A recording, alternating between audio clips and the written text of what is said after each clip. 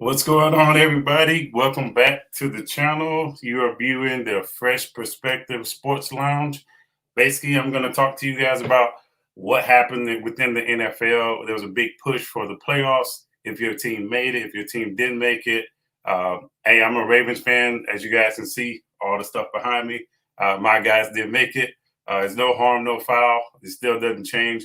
My love for the Ravens, I'm still going to be a fan of them and whatnot. Before we get started with anything, if you guys haven't already, be sure to like, comment, and subscribe to the channel. If you're viewing on Facebook, let me drop a comment. Let me know you guys are here. Let me know if you can hear me or if you can see my slides or whatever correctly. And basically, hey, what I'm trying to do is grow this channel, talk a little bit about football. We do some college stuff. We do some pro stuff.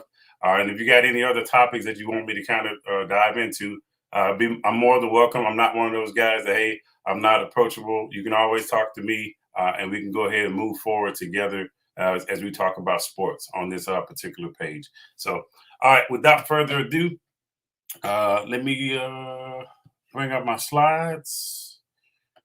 All right. So, as you guys know, it's this thing across the NFL. Black Monday happened, but I guess Black Monday is it's been coined by certain personnel in or around the NFL, basically saying, hey, okay, this is where the coaches are basically shuffled around or fired or let go. The GMs have now been susceptible to this as well. And basically what they do is it's basically a reshuffle or recycle of a lot of different type of coaches, whether it's, hey, this guy was a water boy for me in 1992 and he did an exceptional job and I want to give him a job as a GM.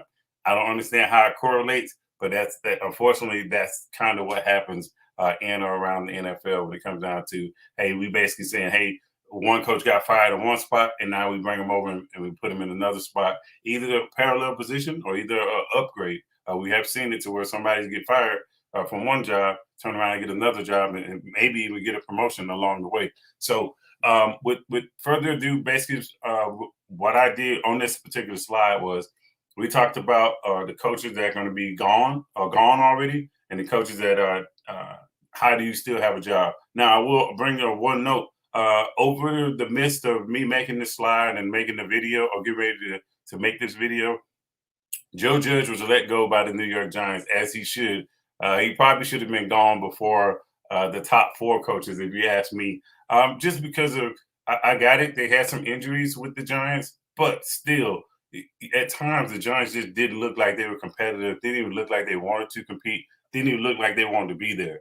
So with that being said, it's just I don't understand what needs to happen to motivate these guys to saying, hey, we want to go out and continue to compete regardless of what kind of injury we have, because injuries are a part of the game, regardless of how we try and say, hey, they are not. You should still be able to move forward and whatnot. The injuries are going to happen each and every year. There's hardly any team I remember that won a Super Bowl that didn't deal with some kind of adversity when it comes down to the injuries in the injury department. So, so Matt Nagy.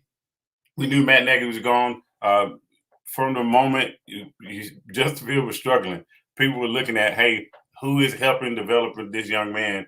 You brought in Andy Dalton. Andy Dalton was just not that guy to take him underneath his wing to mold him and push him where he needs to be. Now, Justin Fields, still, the verdict is not out on him just yet of what he could become in this league. But I just think he was going to be forever uh, handicapped by having Matt Nagy around because he's not going to develop him the way he needs to be. Now, do the guys play hard for him? Yes, because he won the Coach of the Year, but how much of that was to what Nagy installed when it comes down to basically saying, "Hey, okay, we are better because of what he installed or the methodology that he has." That he says, "Hey, okay, this is the method that I want to attack certain things, whether it be defense, whether it be offense, whether it be different type of philosophies. This is what I'm going to do to get you guys better. Whether it's hey, we want to hit certain goals offensively, defensively, or you got your own individual goals. This is how I can get you down that particular road to make sure you make it." The next one was Zimmer for get the Flores later, but next one was Zimmer from Minnesota. Everybody kind of knew this was kind of one of those things, and for me, it was the consistency piece to where I think he was fired. When you're talking about that particular division, everybody is getting better around you, and now hey, you contend with the Arizona Cardinals, but then you turn around, you struggle with teams that you shouldn't struggle with. The other thing about it is the game against Pittsburgh was super telling to me. The reason being because they were up 23 points in I want to say the third quarter with like 6 minutes left. So with them being up by that many points to only win the game, I think they ended up winning the game by 5 points. That was telling for me when it comes down to hey, when we get this particular team down, we need to be able to execute even more now. And by them not being able to do that, I just think it was like, hey, okay, look, do they not believe in it, or they just say, hey, we're not going to execute for this guy because we don't believe we're a playoff caliber team, or we can make a Super Bowl run, or whatever it may be. And for me, I just knew Zimmer was kind of on the hot seat from that point on. And it was just a matter of, hey, if they don't make the playoffs, this is kind of like the icing on the cake. Next one up is Vic Fangio from the Broncos. Another one self-explanatory. Their season kind of took a nosedive. Uh, they had some injuries as well. Still, they have a loaded roster. They have a loaded roster. Having these loaded roster is not going to help you, especially when it comes down to the expectations. Because you have that loaded roster, regardless of what kind of coach you are, they want those 10 wins. They want those 12-win seasons. And if you don't, you're not you don't have the action behind that when it comes down to hey, okay, I'm putting this team in the best situation to win a game week in and week out. And oh yeah, by the way, as I do so, I need to be able to adjust along the way. And I just think there was no adjustment for them. They kind of was run heavy. Then they went pass happy. They lost Judy for a little bit in the season, and then they turn around and say, "Hey, you know what? Here's a resurgence of our run game." The same thing with on the defensive side.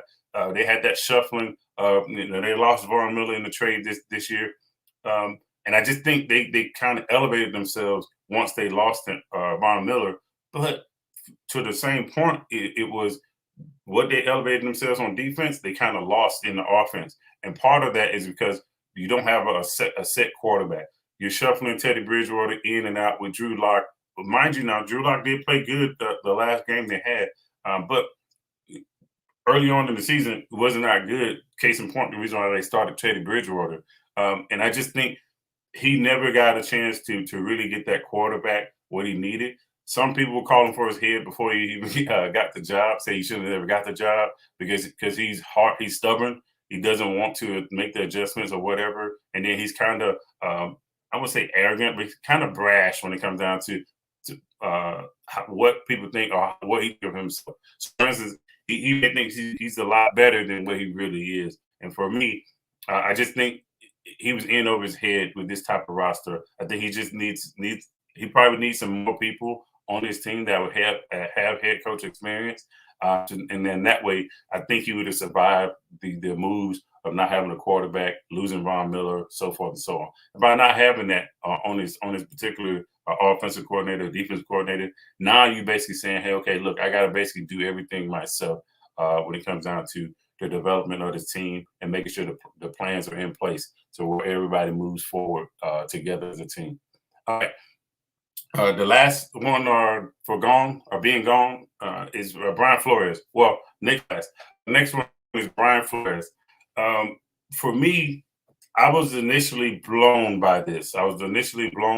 Because I'm not a Dolphins fan, but after talking to a Dolphins fan that's close to the organization and he kind of is leaning forward in the foxhole, and he kind of knows what's going on with him because you hear the rumblings of what's happening within the organization and so forth. Unless you go looking for it, you're probably not going to see it. So, an article got published that Miami within the organization, some people in there were hell bent on going after Tua, and some people were hell bent on going after Justin Herbert in the draft. And from that point on, it kind of caused some kind of dissension between Coach Flores and the GM. So when it did that, so now we're talking about, hey, okay, I got to decide, as the owner, do I keep my GM or do I keep my head coach? For me, I would have liked to keep my head coach. Here's the reason why I said that, because this head coach is the one that's affecting your locker room. Yeah, you want to be liked or you want to be respected and so forth by your general manager, but at the same time, if you're the owner, bro, I can go get another general manager to manage stuff just as well. The head coaches are few often far in between about young guys that come in head coach wise that are successful. And I'm not saying hey, Brian Flores gets a complete pass, but what I am saying is that hey, in the span of the last 2 years, they did it. Somebody had a graphic up. This man is like top two when it comes down to the records. Or top, I think he's like 19-14 or something like that. Something crazy in the last 2 years. And that's like the same type of record as the Ravens, the same type of matter of fact, I think it's better than the Patriots. So for that, just looking at that, you're basically saying, hey, okay, this guy has won. He's shown his team that, hey, look, we don't have to have the flashy names on our roster. We believe in what we're doing. We believe that we can compete. And that's all you can ask, especially a team in the AFC East. A team in the AFC East that's competing, that's good because now there are no, hey, a guaranteed 6-0 in the division, whether it be Buffalo or whether it be the Patriots. Hey, you got to really, really come to play because guess what? If you don't, these other teams are going to roll you over, as you guys can see, based off how teams finish. There were no lay down games or cupcake games when it comes down to it. Case in point, the Jets beat the Bengals this year. I can guarantee you, I would have never picked the Jets to beat the Bengals. No, I don't think anybody. I don't even think the Jets fans picked the Jets to beat the Bengals this year. Same thing with the Titans. I don't think anybody would have picked them to beat the Titans or whatnot in this particular season. So with that being said, is you have to understand like what your team needs and then go out and give them that. And then once you get those particular wins, now you turn around and say, hey, you get the buy-in from some of your players. Because if you don't ever get that significant win or that staple win, it's always going to be whether they tell you right in your face or whether they talking amongst players. Hey man, do y'all really believe this dude? Do y'all really want to go out and play hard for this dude? Because guess what? We don't know if he knows what he's talking about. We don't know if that stuff what he's talking about gonna work. So until you get those type of wins, you don't know what kind of buy-in, whether it's 50-50, whether it's 70-30, 60-40, who knows what the number is. You just don't get 100% buy-in until you start to get the fruits of the labor. Once you get the fruits of the labor, now it's too easy at that point to believe what Coach Anderson is pushing up. It's too easy at that point because now guess what? I have some kind of substance between coach and player to where now guess what? That coach told me to do something. I did it. We won the game significantly, or we beat a team that we were not supposed to beat. We beat them significantly. Oh yeah, this dude he's the dude. And then what I do amongst myself, let's say I'm a $100 million guy, and I start to believe in coach. Guess what I do? I recruit other people.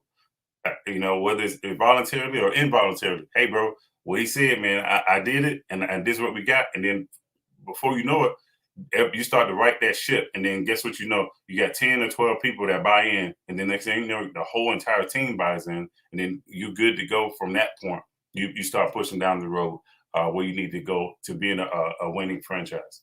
All right. So Joe Judge is the next one. Joe Judge should have been gone, like I said initially, should have been gone before anybody else. Like I was talking about, yes, he had injuries, but at the same time, it's the NFC East. You didn't even look like you wanted to contend for that, let alone come out and win any other type of games. Now, I know some people are saying, "Oh, well, wait a minute, we should give him another shot. Give him another shot. Give him another shot." No. Here's the reason why. You have a coach, David Culley, with the Texans. He doesn't even have the same roster as Joe Judge. But guess what? He's already on the hot seat. No Sean Watson, lost Zach Cunningham, lost Marcellus. Guess what? You got to perform or not. And I understand that it's a business, but at the same time, let's call it a spade a spade. You gave this guy, I think Joe Judge is on his second year, getting ready to go into his third. Uh, David Culley has one season underneath his belt. He didn't even have a draft. You can't even make an argument that was his draft, not even a full draft. Because I think even the Texans, I think they had I want to say 5 picks or 4 picks in the draft last year, and I want to say it was 5, but he didn't even get a full draft. So that's another thing that I don't agree with. Hopefully, he get a chance to stick around. If not, then hey, so be it. But it's like I said, this is the current recycling of the coaches. Because I can almost assure you, somebody on this particular panel that I'm showing you is probably going to get that job with the Houston Texans. If not, they may not get it this year, but somebody on this particular panel is going to be hired again within the NFL, and it won't be 2 or 3 years down the road. It'll probably be next year. So when it comes down to it, I just think the NFL needs to start to try and turn over a new leaf or a different leaf because at some point it gets real old. You continue to give these guys opportunity after opportunity, and then once one of them gets hired, guess what they do? They strike up the band and bring them all back together. And the next thing you know, this guy that was a head coach in Denver is now the DC in Philly because one of the fire coaches in Detroit ended up in Philly, and he brought him on as DC. That's what happens. And I'm not saying, hey, something's wrong with that.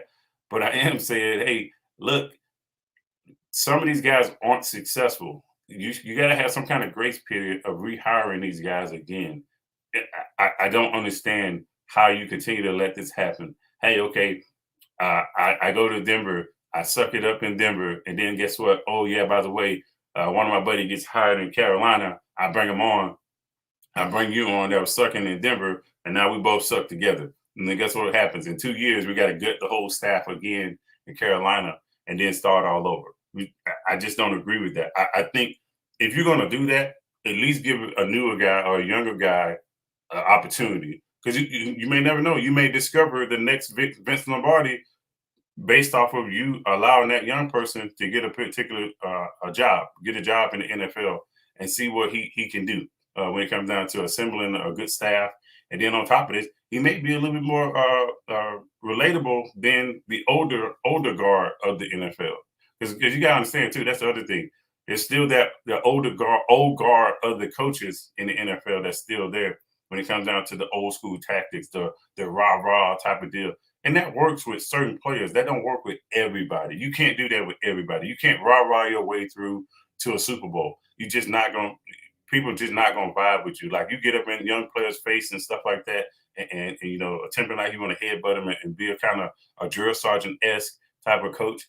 That's cool with probably 20-30% of your locker room. Everybody not gonna respond the same way to that. So you just got to make sure you got a good mix of it. And I just think the NFL need to probably start to give some of the younger guys and coaching experience some more opportunities when it comes down to it. All right.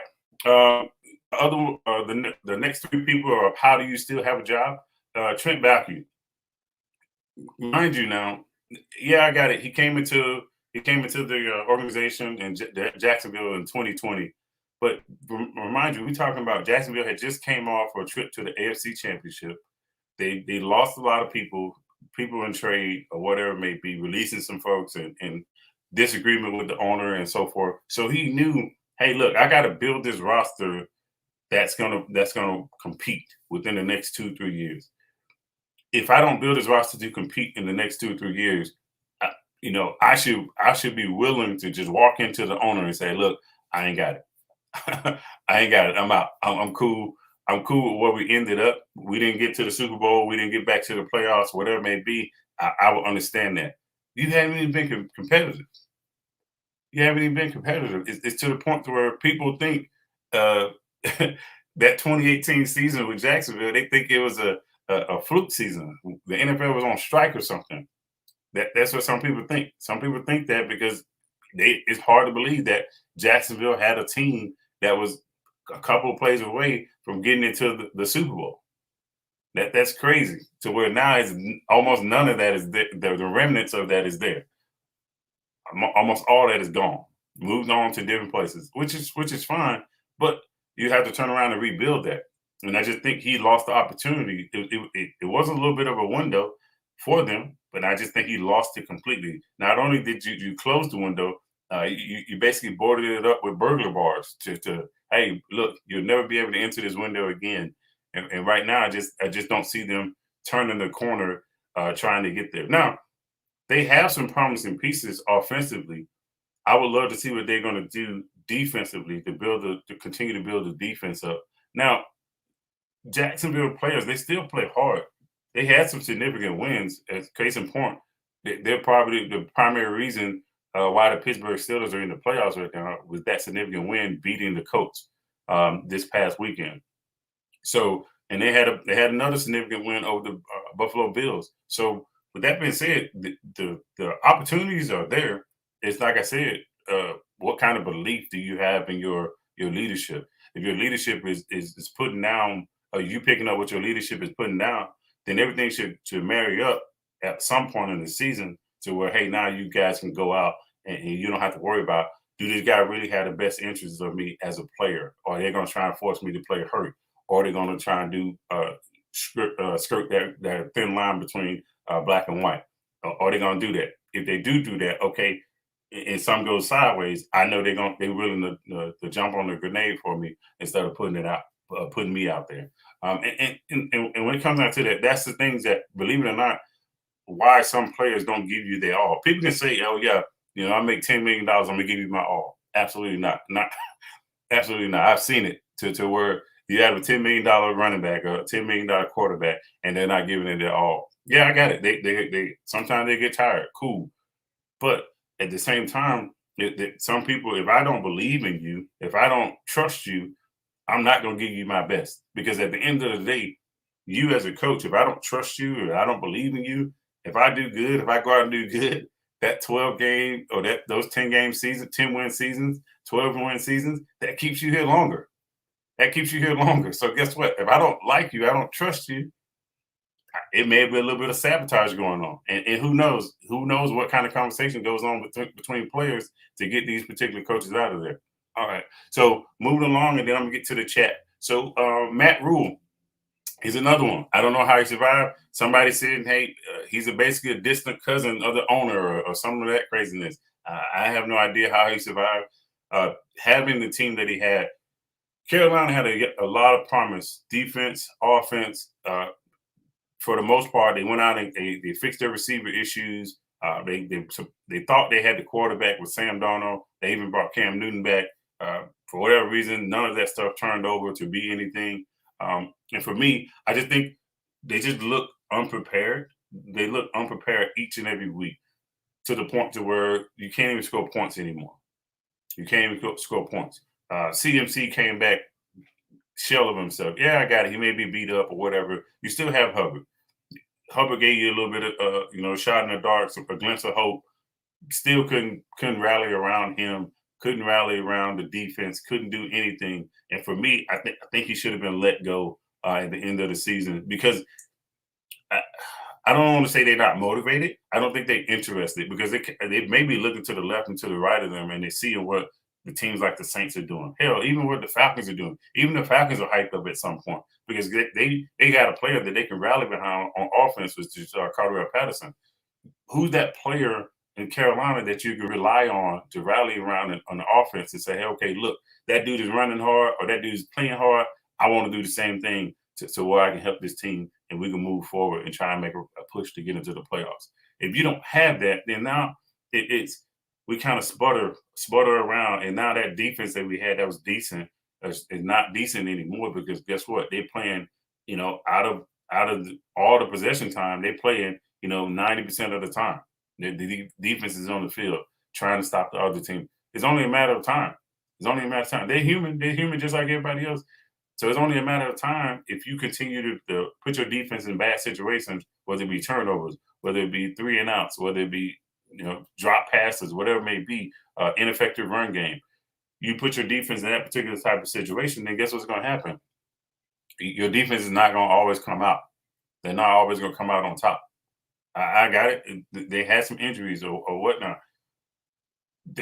Still, for the most part, you didn't help your defense whatsoever. You just did not. And I thought Carolina was gonna be one of those teams to say, hey, okay, look, we don't need to score 20 points. We get 15, we good because our defense is gonna kind of hold you guys down, hold you guys back from getting a lot of points on us. But to the point where they was just getting worked. They was getting worked in a lot of different games. There were some games that they were winning. They turned around and they stalled and they choked the game away. So, all right, so let me get to the chat, see what you guys are saying. All right. All right. So I got some people saying, hey, what's up? All right. Dolphins was on that BS. Yeah, I'm with you. Dolphins was on that BS. I don't understand that, but it is. All right, Denver coach gonna be a DC. Yes, like I said, they're gonna continue to recycle these coaches because the verdict is this. He's still a good defensive mind, so people are gonna do it.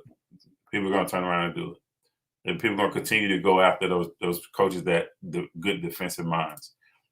All right, Judge going to the XFL, USFL. Hey, look, to be honest with you, he shouldn't even go there.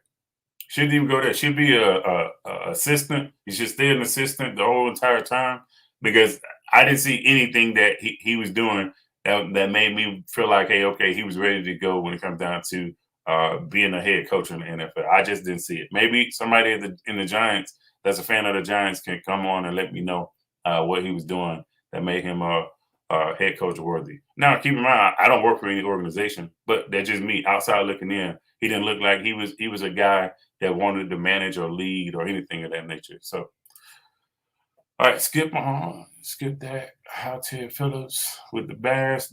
Yeah, you yeah, you're right. He's another one of those, and it's a case of who you know instead of what you know, and I think that's a lot of things that's a lot of reason why people are getting bit in the butt in the NFL because guess what they do? They always do that. Hey, he's a great guy, or he's a good manager of this, or he's influential, and they roll with that, and they hang their hat on that. Versus, hey, bro, are you an X and O's type of guy? Are you a motivator? Are you a rah guy? Are you a specialist when it comes down to the cap room? Something you got to bring something to the table. It can't be I just like you. It can't be. You can't make a $7 to $10 million decision because I like you. You just can't do it. All right, give the Raiders a coach and executive and see what he can do a whole season. Yeah. I don't know if you guys, whoever said this, I can't see your name because you having a live stream yard so I can see who said this. But yes, I talked about Derek Carr leaving in the offseason because of that particular reason. The head coach, the you don't know if Mike Mayock is going to stay there. That's awesome. Okay, cool. So if you have head coach issues, and like I told you, like I was saying, like I'm gonna talk about in a little bit about your next, Mike Mayock may be on his way out. If that is the case, now we're talking about a lot of different turnover. And I just don't know if sitting around and rebuild. Because you guys remember before Jordan Gruden got there was a lot of rebuilding going on. A lot of rebuilding going on. And with that lot of rebuilding going on, I don't know if he wants to continue to sit around for that type of stuff. If he does, I would be amazed. I would be amazed that he would turn around and sit there and say, hey, you know what? I'm gonna go through this again and we're gonna try this thing over with another coach and so forth.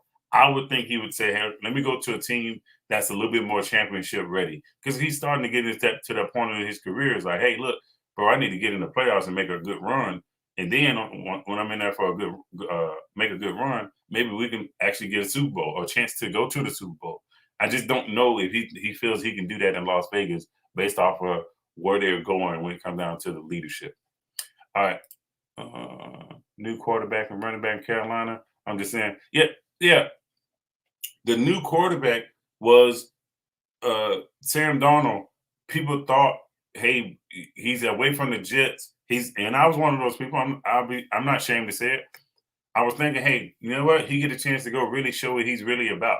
And to me, he's just a straight gunslinger that doesn't have the mental breakup. I mean, the mental stability to do so. When he gets in the pocket, he's skittish. He's indecisive, and then on top of this, he has no relationship with any of the receivers. It's just crazy to me. I don't understand how that's going to work. The other thing with the running back is I think they beat CMC all to hell, man. They ran CMC until they can't run him no more. They just beat him all to hell. And I think if he takes this off season and says, hey, you know what, I'm gonna just rest up as much as I can. I think him and Hubbard could do some real good things together. Now, Carolina has to realize, hey, they need to be 1A, 1B to the shade to where it was like D'Angelo Williams and what's his name? I can't think of the other guy. But it basically Jonathan, what is his last name?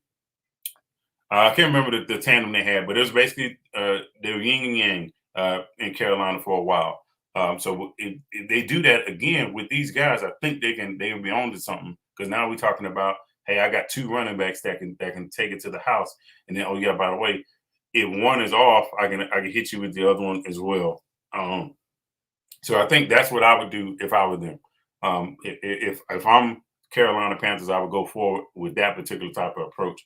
Not one particular feature guy. I would go with one particular both of these guys are getting opportunities to get in and get carries. So all right. So moving right along for the you are next. So Mike Mayock in Las Vegas. It's only a matter of time before he is going to be on his way out. And here's why I would say that some of the stuff he has done, they went away from taking the receivers instead of uh, instead of defensive players or whatnot. They went away from that. They kind of say, hey, look, we're not going to do that. But they're still doing the same thing. They're chancing it with Leatherwood. I got it. He's an Alabama lineman. Most people think, oh yeah, he's an Alabama lineman. He got to be something special. But you needed some defense. You needed a secondary help. You needed some linebackers. You could have turned around and said, hey, you know what? Let's go out and get a running back. Let's get something else besides that particular line. Because at the time, I got it. You were trying to replace some of your linemen that you lost. I just didn't know why Leatherwood, because Leatherwood didn't grade out high, super high when it comes down to the draft and so forth. And it is what it is because yeah, you were taking a chance on the project. Is not nothing wrong with it. Who knows? He could probably still turn around. I just think those type of things like that, and then knowing, hey, how your season progressed, that's the things that you basically say, hey, look, I can't continue to overlook this. The other thing about it is you are overpaying some players that not give you what you need to be getting from them. For instance, the receiving core, some of the receivers in your receiving core, they have spurts, 2 and 3 games to where they come out, they give you a 100-yard game, and then it'll be 5 games before you see them again. And we talking about see them again. I'm talking about on the stat sheet. You can't have guys. Okay, I give you 117 and one touchdown this week, and then 4 weeks to go by. All right, man. Is it going to be anybody else besides Darren Waller? To the point to where I think Darren Waller, when he played against, I can't remember who it was. Was it Denver? I think it was at Denver the second time, or maybe even the first time. 22 targets. I think he had 22 targets or something like that.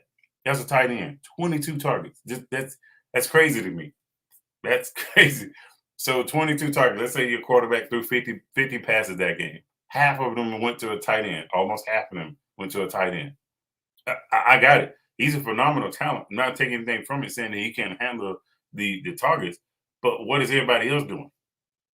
Why are you on the field if I got to target a guy that much? Why are you on the field? And I just think it's crazy. But it is what it is, and that's for me. I think the lack of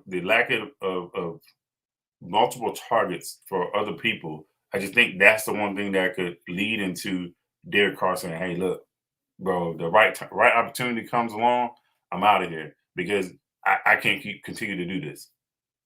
Now I know he says, "Hey, he loves the organization." Of course, you're a star player. No star player is gonna come out and be like, "I think my head coach trash. I think my GM is trash. I think my owner is trash. He's not going to come out and say that.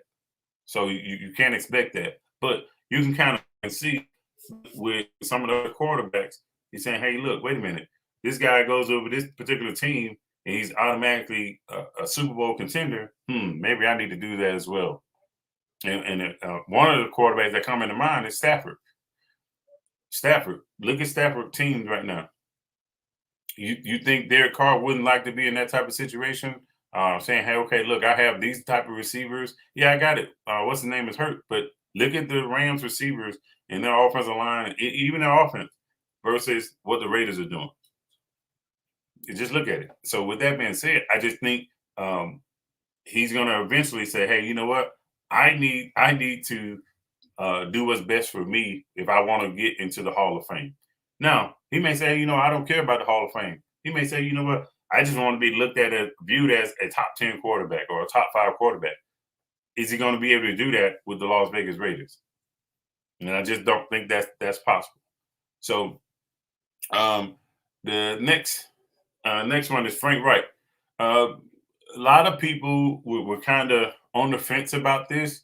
And I think the resurgence of Jonathan Taylor kind of mitigated to where they was like, all right, we cool. Frank Reich probably should be in the running for Coach of the Year, depending on how they finish out.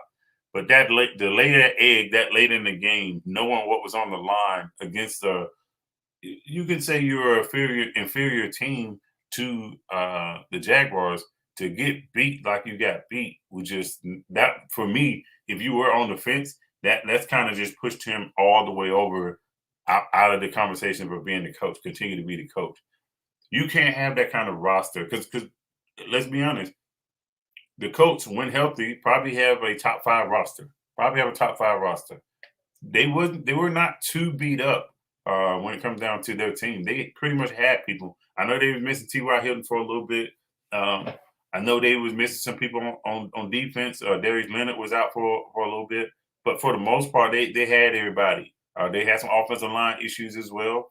But like I said, they kept a good nucleus of the guys together. They just didn't put it together when it comes down to, hey, the games we need to win. Another eye opener for me was the way you were beating some of the teams and you allowed them to come back. That's the other thing about it. Speaking of that particular deal, I think they got bamboozled with the Carson Wentz and Philadelphia Eagles trade. And the reason why I say that, the reason why I say they got bamboozled is because what was the ceiling for Carson Wentz? People say Super Bowl. Did Carson Wentz really get them to the Super Bowl, though? Did Carson Wentz get the Eagles to the Super Bowl? That's the question you got to ask yourself. The other thing about it is, what has he done since then to say, okay, this is the missing piece? Because you had Phillip Rivers, which whatever he was at the end of his career, he was not the guy that's going to push it down the field. We've seen it time and time again to where he was dumping the ball off 15 yards and watching his receivers try and get yak. He just was not that guy.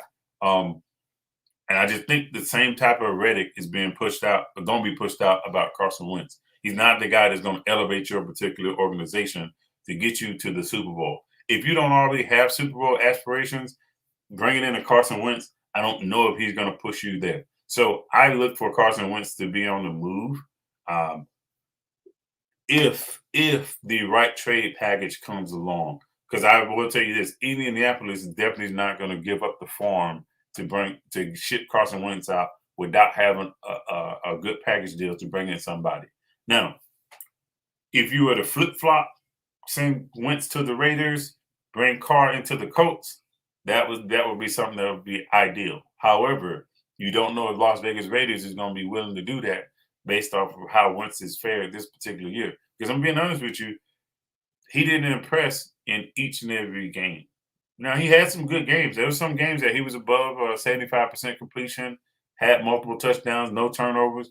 There were some games that he looked like, hey, he was about to turn the corner. There was also some blunders in there, too. 144 yards passing, 11 for 17, no touchdowns, 1 interception, those type of games. That's what you deal with when it comes down to getting a player like Carson Wentz. And you best have a defense that's going to come in and help mask your quarterback struggles. Because in this particular league, the league is set up now for your quarterback to be successful. If your quarterback can't do it and end up being successful, and what I mean by being successful, throwing multiple touchdowns, not having a lot of interceptions, and then on top of this, uh, taking what the defense is giving you. If you can do that within this league, that's a recipe for it to, if not win you a lot of games, keep you close in a lot of them. And if you can't do that, you right off rip, you're struggling. You're struggling as a quarterback. And I just think Carson Wentz was never that guy. He's just never that guy, and it got masked because of what Philly was able to do, the creativity and some of the different things that. So when it comes down to it, Philly got really creative and they got hot at the right time, and that's what kind of pushed them over into the Super Bowl, the realm of winning the Super Bowl. So for me, you never seen Carson Wentz return to that type of form if he had any kind of form, whether it was, hey, I'm the manager of the game or I'm the guy that's going to be the difference maker, whatever it may be. You just never seen him return to that winning formula as a quarterback, and as great as some people would try to put him as to be out to be. The next coach is for you next is Kevin Stefanski. I'm slowly seeing this fan base turn on Kevin Stefanski because of the play calling, the arrogance of a you got a hurt guy that's not able to do what he needs to do as a quarterback, and you won't allow him to get out his own way. Hey, bro, look, I got it. You want to be a tough cookie and roll through this punishment and put yourself through it just to say you did it? No, we're not doing that. 4 weeks ago, I knew we had opportunities to try and win the division. Hey, bro, you probably need to sit down. Case Keenum, come on in, do your thing. Look, we don't need you to score 2 touchdowns, get 300 yards. All we need you to do is be serviceable. Don't get sacked a lot. Don't turn the ball over, and we'll let our defense ride out what we need to ride out, and do what we really should be doing anyway, featuring the doggone run game. Once you have done that, if you would have done that, who knows? You probably would have been in the playoffs and probably would had a chance to win the division if you didn't lose some of those games along the way. If you'd have pulled Baker early on, I want to say it was the first game against Baltimore, right then and there. Well, matter of fact, he came back after the bye, and then he won the game against Baltimore. But after that, I would have been like, hey, it's about time. We're gonna pull you for a little bit, let you rest up. Excuse me, let you rest up, and then we're gonna go from there and see if how is the shoulder, how are the other injuries coming along. If they're good, then we'll put you back in. If not, we'll leave you out. All right, the last one before I move on, Pete Carroll. Look, you have Russell Wilson on your team. There's no way, shape, form, or fashion you're a 5-win team, especially with DK Metcalf and Locke. Um, and the reason I say that is because those guys alone are just freak athletes. Freak athletes when it comes down to catching in traffic, being able to bulldoze people, so forth and so on. For you to not understand, hey, look, I have these guys. I need to keep my run game relevant to where, hey, guess what? You can't just focus on these guys. Because if I don't keep the run game active and involved, then guess what? I can double Metcalf, I can double Lockett, and then guess what? I'm not worried about any of the other receivers. I'm not worried about your run game. And yeah, I got it. They had some people that was hurt, but still, you should be able to have enough creativity to basically say, okay, look, I can get these running back the ball in space to where the defense got to stay honest. If you don't do that as a coach or as a team, and guess what? I get to come out and manipulate what you can do on the defense. Whether, hey, I press Lockett and I just double team Metcalf and then I blitz you. Because guess what? Lockett is a smaller guy, and I got it. The press may not always work all the time, but you don't have an offensive line that's going to hold up to where Russell Wilson can see me beat that press. So by the time he see me beat that press, guess what? I'm making him run, and now he got to contort his body to try and throw the ball across his body or stop and make a crazy type of throws. And when you do that, you increase the chances of you getting injured when you throw off platform a lot. When it comes down to how you're supposed to be delivering the ball. The other thing is Russell Wilson did go out for a little bit. you didn't have a viable answer for a backup. Now, Geno Smith, I'm not gonna take anything from him. He came in. I think he won one game, but then it didn't go as well as he needed to go from that. Once Russell Wilson came back, people were saying, "Hey, he wasn't out of his old self," and I think it was because the point to where he was like, "You know what? I don't even know why I'm doing this." I think he kind of knows, hey, either me or Pete is gone, or either both of us are gone. Or both of us are gone. And I just think he kind of knows, hey, look, it's just not working. These guys haven't built around me like I needed them to, and this is kind of the writing on the wall for me to basically say, hey, look, it's about time for me to roll. Because if not, I can see myself getting significantly injured, and then guess what? My career, instead of being a first round Hall of Famer, now it's possible talks about me not even making the Hall of Fame at all because of how it ended the last few years and so forth. Who, by the way, some people basically, not saying Russell Wilson is a top 10 quarterback when healthy, and you can't hold it against them because of how this season happened. You can't hold it against them. It's saying, hey, look, you have to return to glory, if you will, based off of what you're doing next year. And I just don't think he's going to stay there because of, like I said, Pete Carroll is probably gone. If Pete Carroll is gone, I don't know if Russell Wilson's going to sit around and wait for another coach to come in and rebuild some stuff. I just don't see him being that type of quarterback. Hey, I want to rebuild some stuff. He's an older guy. I would not want to come in and say, hey, okay, look, let's say we take a coach that has 2 or 3 years of experience in the NFL and we want to give him a shot here. Basically, some new life, new energy. I don't see Russell Wilson basically saying, I want to do that. If you're going to get a new coach or a younger coach, you probably want to bring in a younger quarterback so they can kind of, like I said, get that bond, be closely relatable, and then that way, hey, okay, they can grow together. Hopefully, that's what I would want to see in Seattle if Pete Carroll is gone. All right, so moving along. All right, so now we're going to talk about the MVP, the awards, and so forth. Let me check the chat, make sure somebody said now. Okay, so you guys kind of know, hey, look, these kind of awards are kind of self-explanatory. Some of the ones that I picked at the bottom were things that I thought they were deserving from. When I say deserving, we're talking about what they went through to get there and then how their team fared. I know a lot of people like to pick the sexy pitch of, hey, okay, Aaron Rodgers MVP. They are the most winning in franchise right now. So just give them Coach of the Year as well. For me, I tried to separate it as much as I could and be as fair as I could as well. For me, Aaron Rodgers obviously is the MVP. No argument there. Shouldn't be no argument there. It's based off the person that was close to him. Um, they had a crap game. They came back and won, but they still had a crap game. You can't take anything from that. And that's not his first time. So I just don't know if Brady has done enough to overtake Aaron Rodgers for the MVP. The one person that I don't think gets enough love across the NFL is Cooper Kupp. Cooper Kupp was 20 yards away from breaking the all-time receiving record for the NFL, and he's barely being discussed in any kind of conversation, whether it be Offensive Player of the Year, MVP, whatever. He's just not getting his flowers from the NFL or from people in the sports world. I want y'all to understand, Cooper Kupp is not the biggest, not the fastest. He just knows how to do certain things based off of, hey, when my team put me in a particular situation, I know what I must do, and I need to go execute it at the highest level. And he does it. He does it.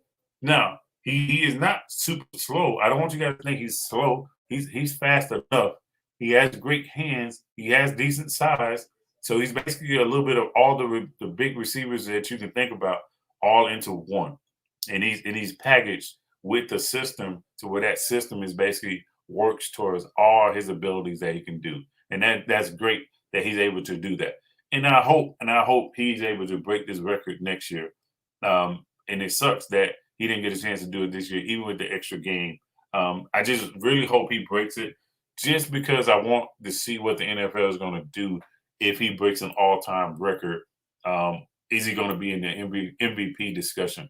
Because right now, he's still not there. Even though he's 20-some yards away from it, still not even talked about. Still not even talked about. Next, the defensive player of the year. Obviously, you guys know TJ Watt. He's going to get it. TJ Watt should get it based off of the sacks that he had. A lot of people are saying there's some controversy. He got the sack record. It should have been a sack for what he did against Huntley. Huntley had pulled the ball down, was getting ready to run. It's not a sack.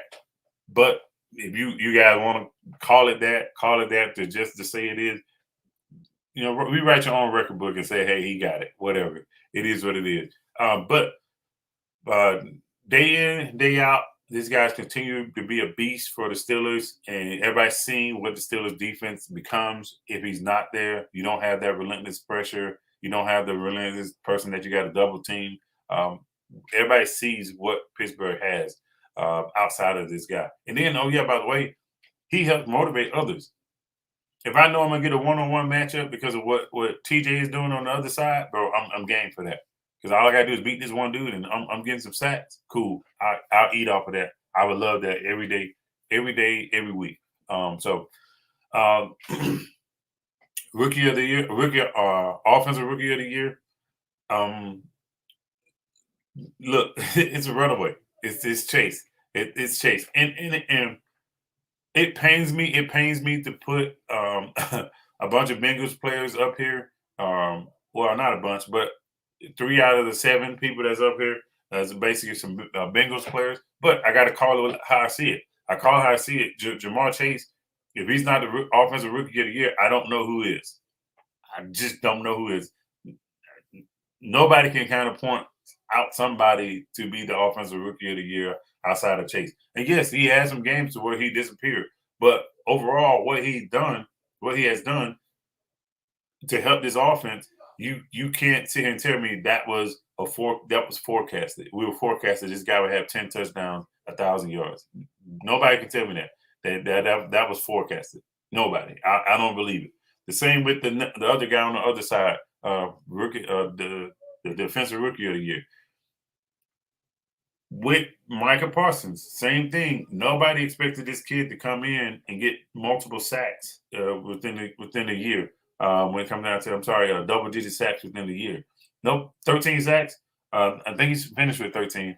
Nobody expected this kid to come in and do that. Even with some of the stuff he was doing, the tackle for losses, the effect he had on each and every game. I just think these are kind of no-brainer picks.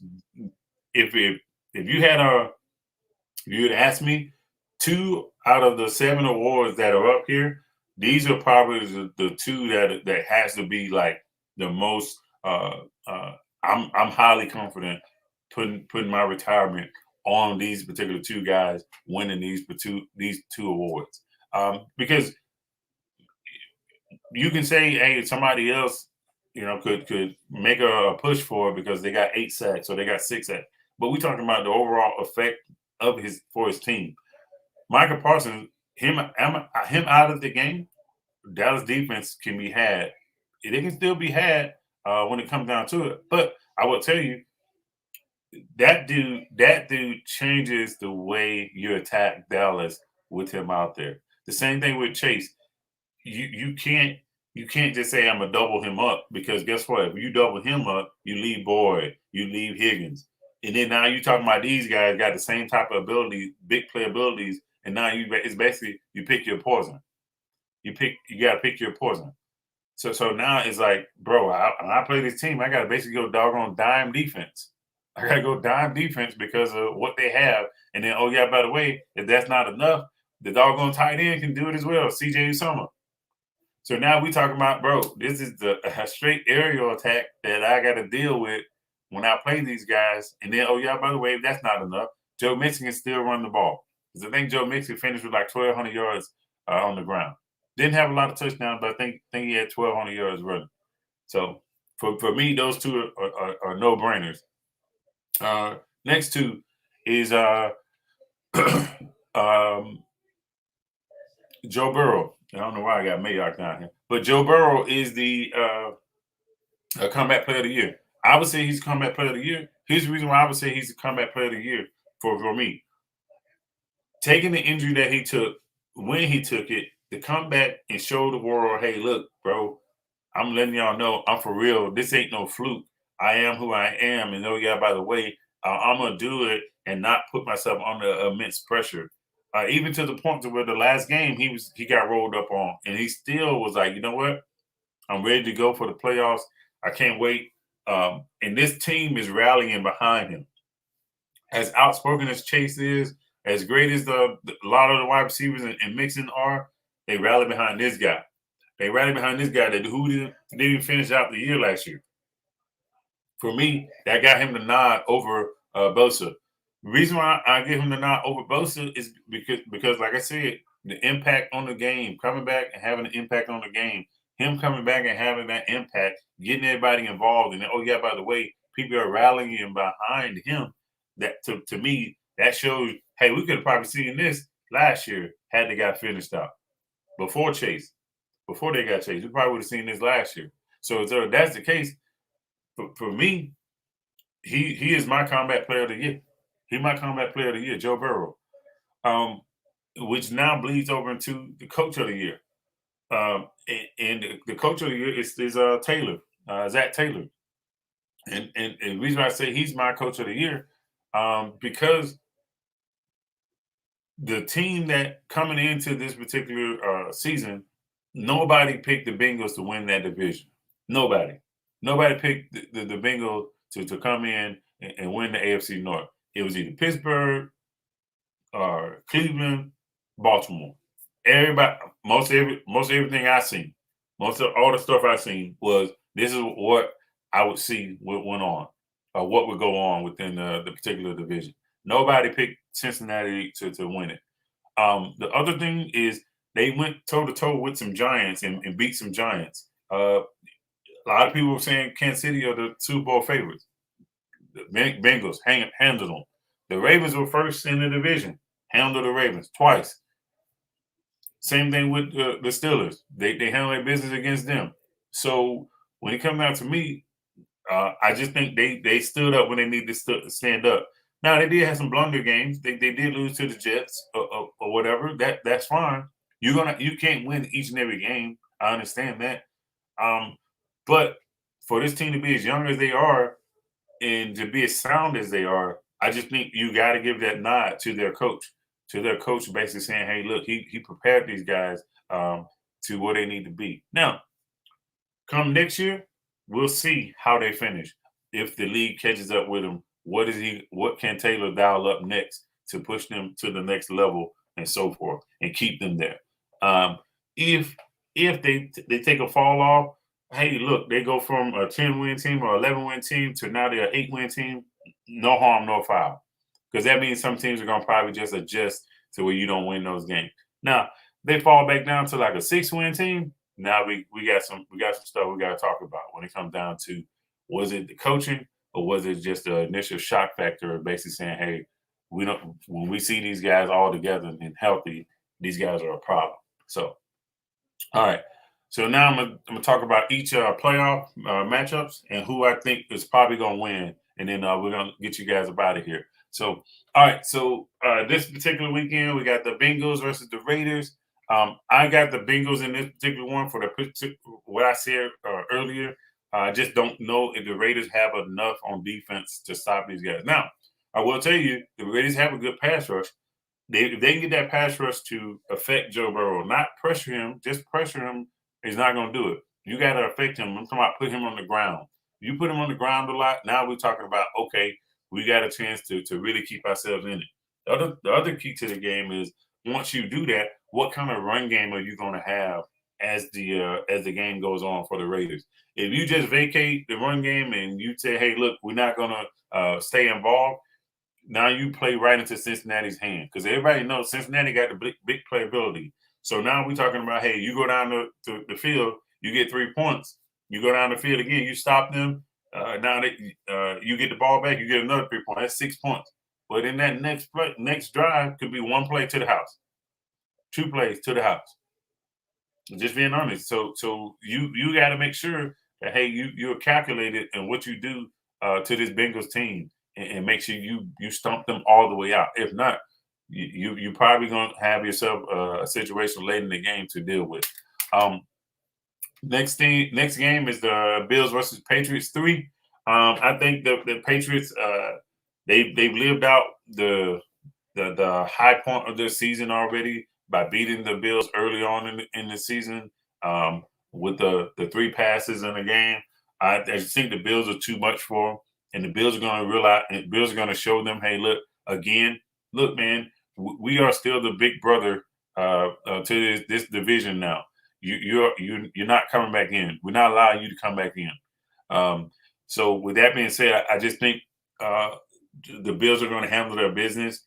Now, I will tell you this: if the Pats can get to Josh Allen and put him on the ground, take away their deep playability, they got a fighting chance. They got a puncher's chance to upset the Bills. I said it before. The key to beating the Bills is to take away their big playability and make Josh Allen be the guy on the run in the run game. And that if the Bills allow you to do that, then you turn around. You can now put them in a one-dimensional situation. What I mean by one-dimensional, hey, we only can move the chains with passing the ball. If you get them in that situation where they're not thinking about their run game, and they do it half of the time for themselves, you don't even really have to do anything. They'll do it themselves, basically saying, hey, look, we're just not gonna run the ball like we should. Then now you're talking about the game lining up like you need to line up. The other thing about it is you don't give the big plays to the Diggs and the Sanders and Beasley. I don't know if Beasley came back, but if Beasley's back out there, if you give up the big playability to them, now we're talking about they gas you on that particular side. Now you worry, and the next thing you know, Josh Allen's going to pull the ball down and run it for 25, 30 yards. And now you're confused because you're like, hey, wait a minute. He's beat me up in the air, and he's going to beat me on the ground game as well. And then once he starts to run it a little bit, now you got all sorts of problems because guess what? You're going to be worried about him running. Then he's going to slowly but surely start handing the ball off to the running backs and so forth and so on. So I just think you need to first and foremost, put all the pressure on Josh Allen and keep it there as long as you can. You don't really particularly have to sack him. You just got to play physical with his receivers and then stop the run game when they do try and do it every now and again. And I think you got a fighting chance at that point. All right. So for the Steelers and the Chiefs, I got the Chiefs winning this one. I just don't know if J.J. Watt is going. T.J. Watt. I'm sorry, not J.J. Watt. I don't know if T.J. Watt is going to be the one-man wrecking crew that he needs to be on defense to stop this Chiefs team. The other thing about it is if the Steelers can stop their big playability to not allow Kelsey or Hill to beat them, I think the Steelers got a chance in this particular one. The key, though, is going to be the run game. What's the status of Najee Harris? His elbow. Is he good now? If he's good, then hey bro, you got to be ready for a 35, 40 carry game to push us to victory. Because if you allow Kansas City to get multiple chances on offense, it's just not good for you. Not good for you, and it's not good for your offense either. Because now we're talking about I'm gonna ask Ben to throw the ball a lot against a team that can score a lot, but then they can also force you to make a lot of mistakes. So they force him to make a lot of mistakes. Now we're talking about the game being 24-14. Now we're talking about a game being 40-12 or something like that because the Steelers don't have the offense to overcome a lot of mistakes. So, all right.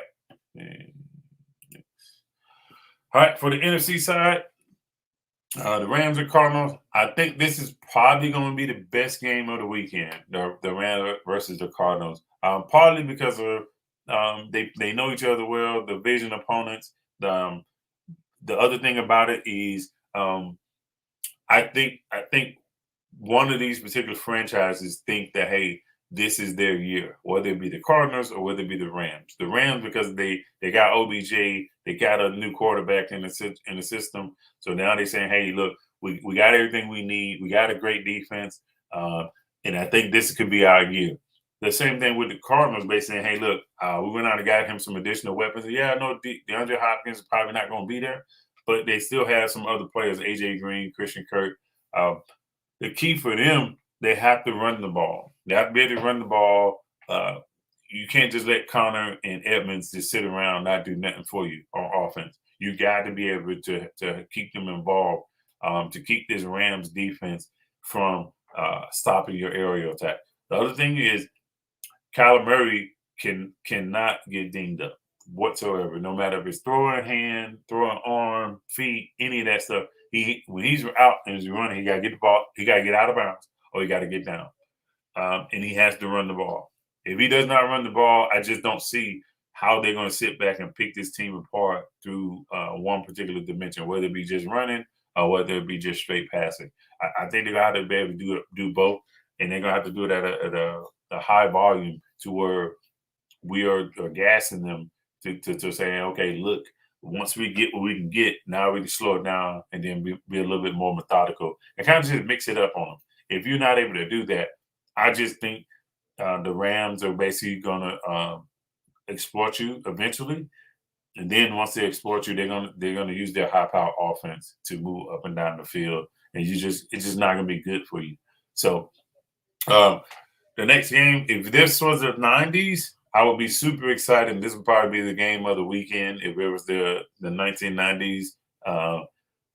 The Cowboys and 49ers. This to me, this was the old guard type of matchup when it comes down to, you had the Deion Sanders, the Charles Haley's, the Ken Nortons. You had all those type of guys that's in these type of games to where it meant something. It was the NFC Championship. It was basically the Super Bowl in some years. Hey, we don't even care about the Super Bowl. We care about this particular game right here. It is everything, because this would kind of, if you won this particular game, it almost guaranteed you a Super Bowl in some situations in the '90s. So I will tell you the high power offense for the Cowboys, they got to be on their P's and Q's. If they're not on their P's and Q's, the 49ers can slip in and steal this game.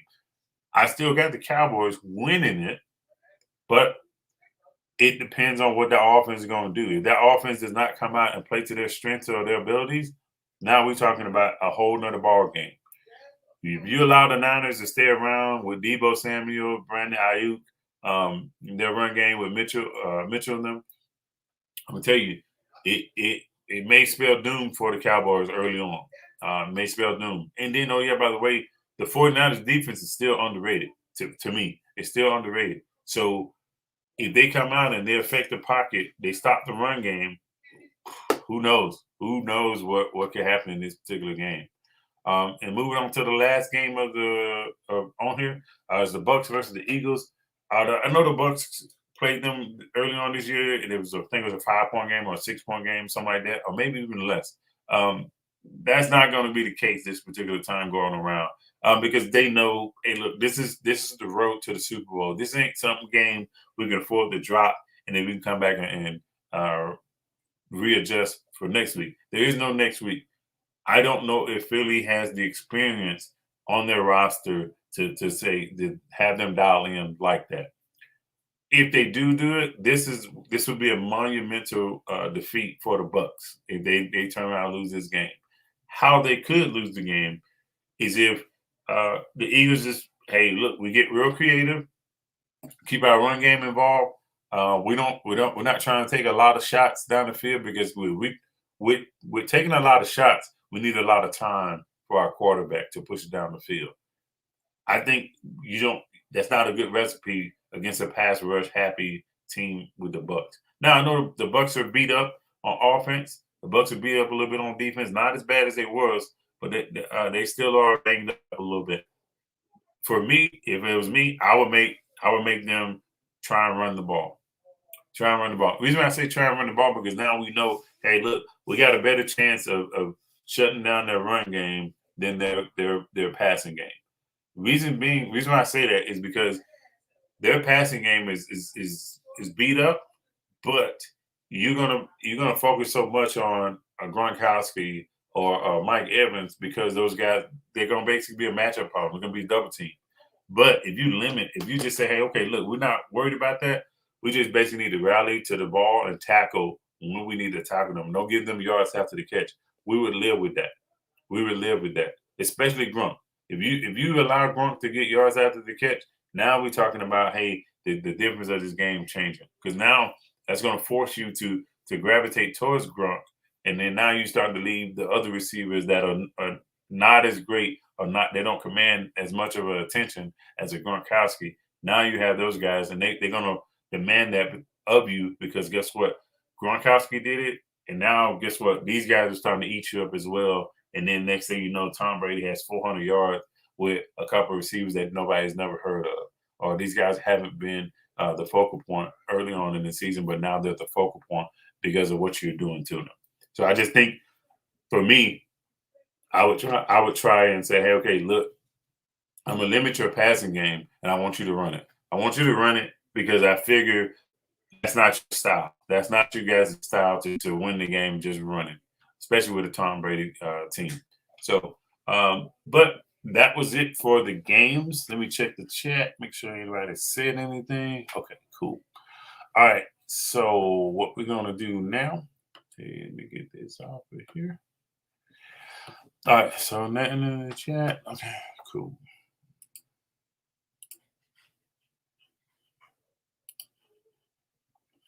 All right. So once again, if you guys haven't, make sure you guys subscribe to the channel. It's a Fresh Perspective Sports Lounge. Basically, what I'm gonna do is basically do the same thing each and every week throughout the playoffs. And it'll get a little bit shorter because there won't be a lot of teams in the playoffs. But for the most part, this is what you're going to see when it comes down to what's going on within the NFL and so forth. So once again, thank you guys for all the support, all the love you've shown this channel, and I look forward to doing it again with you guys. Until next time, peace.